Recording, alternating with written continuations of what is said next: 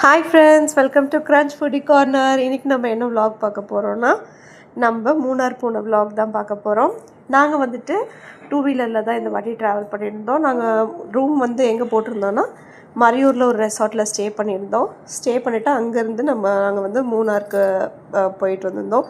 நம்ம மூணார்லேயே ரூம் போட்டுருந்துருக்கலாம். எதுக்காக நம்ம மறையூரில் போட்டோன்னா, அங்கே ஒரு ரெசார்ட் எங்களுக்கு ரொம்ப ரொம்ப ரொம்ப ஃபேவரட். ஸோ ரெகுலராகவே அங்கே தான் நாங்கள் எப்பயுமே நம்ம ட்ராவல் பண்ணுற மாதிரி இருந்தால் அந்த இடத்துல அந்த ரெசார்ட்டில் கண்டிப்பாக நம்ம ஸ்டே பண்ணுவோம். ஸோ பண்ணிவிட்டு நாங்கள் சரி 2 வீலரில் வந்தனால சுற்றி எல்லாமே காந்தலூர் எல்லா சைடும் போயிட்டு வரலான்னு சொல்லிட்டு ஒவ்வொரு விசிட் பண்ணிகிட்டு இருந்தோம்.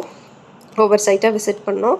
அப்போ நம்ம வந்து இந்த வாட்டி எரவிக்குளம் நேஷ்னல் பார்க் போகலான்னு சொல்லிட்டு பாப்பா கூட்டுக்கு போயிருந்தோம். ஸோ அதோட விலாக் தான். ஃபஸ்ட்டு நம்ம வந்து மூணாருக்கு 7 கிலோமீட்டருக்கு முன்னாடி எரவிக்குளம் நேஷ்னல் பார்க் இருக்குது. ஃபஸ்ட்டு நம்ம அங்கே தான் போனோம்.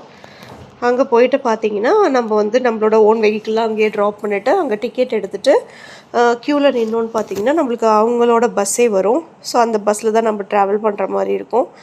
அங்கேருந்து நம்மளை டாப் ஹில்க்கு கூட்டிகிட்டு போவாங்க. அங்கே ட்ராவல் பண்ணுற பிளேஸஸும் ரொம்ப சூப்பராக இருக்கும். ஸோ ரொம்ப டிஃப்ரெண்ட்டான ஒரு அனுபவம்னு சொல்லலாம். அடுத்து பார்த்திங்கன்னா நம்ம அங்கே பஸ்ஸில் தான் இப்போ ட்ராவல் பண்ணிகிட்ருக்குறோம். பஸ்ஸில் அங்கே ட்ராவல் பண்ணிவிட்டு அந்த இடத்துல பார்த்திங்கன்னா எதுக்காக நம்ம அங்கே ஸ்பெஷலாக போகிறோன்னா, நம்ம வந்துட்டு அந்த வரையாடுன்னு ஒன்று இருக்கும், அதை பார்க்குறதுக்காக தான் போகிறோம்.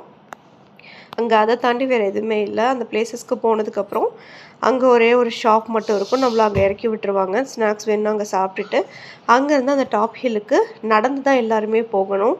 அப்போ நடந்து போகிறப்ப பார்த்திங்கன்னா நாங்கள் வந்துட்டு போக விருப்பம் இல்லாமல் நாங்கள் வந்துட்டு இங்கே இருந்தோம். என் ஹஸ்பண்ட் மட்டும்தான் டாப் ஹில்க்கு நடந்து போயிட்டு இருந்தாங்க.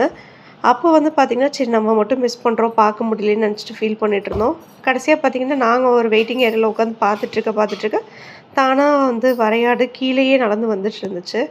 எல்லாருக்குமே செம்ம ஷாக். அங்கே சரௌண்டிங்கில் இருந்த எல்லாருமே உடனே வேகமாக எந்திரிச்சு போய் பார்த்தோம், ஃபோட்டோ எடுத்தோம், தொட்டு பார்த்தோம்.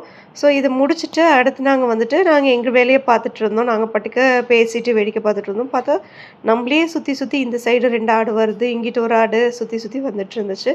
ஸோ ரொம்ப நல்லா இருந்துச்சு. எல்லாருமே